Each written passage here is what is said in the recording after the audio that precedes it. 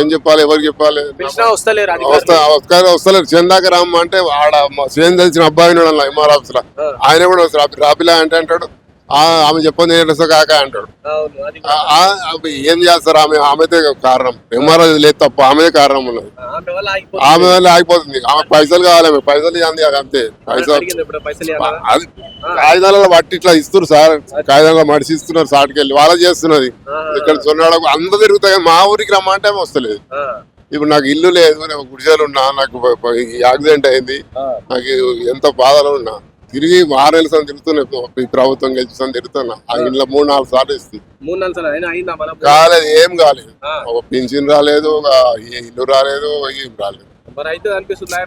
ఏమో ఇప్పటికైనా ఆశ ఉంది సార్. మరి చేస్తే రేవంత్ రెడ్డి సార్ దయ లేకపోతే ఇట్లే ఉంటారు. అది ఇంకా కనీసం ఈ మండల ఉన్నాడు ఎంఆర్ఓకి జర నమస్కరించి చెప్తున్నా.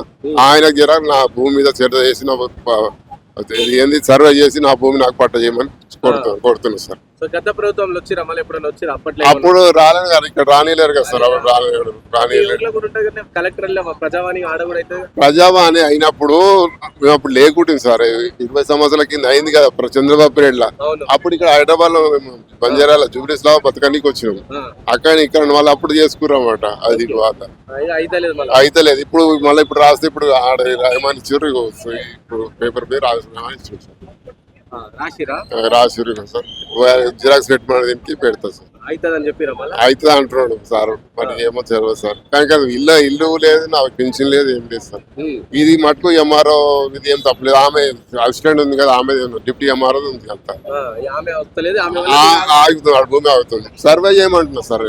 ఇంకా సర్వే అవుతుంది. సర్వే చేద్దామంటే రాదు. నేనే దుస్తున్నా, నేనే ఉన్నా, అంతా నేనే ఉన్నా. ఏం చేస్తాడు ఇక? ఆమెతో ఏమందు, ఆమె కాలు మోకుతున్నా, ఏం చేస్తు ఎంఆర్ కాలు మోకిన సింగారు. లేడీస్ ఆమెతో ఏం మాట్లాడాలి? లేడీస్ మాట్లాడడానికి రాదు కదా సార్. అది సమస్య సార్. ఎట్లా చేసి నా భూమి చేసి చాలు సార్.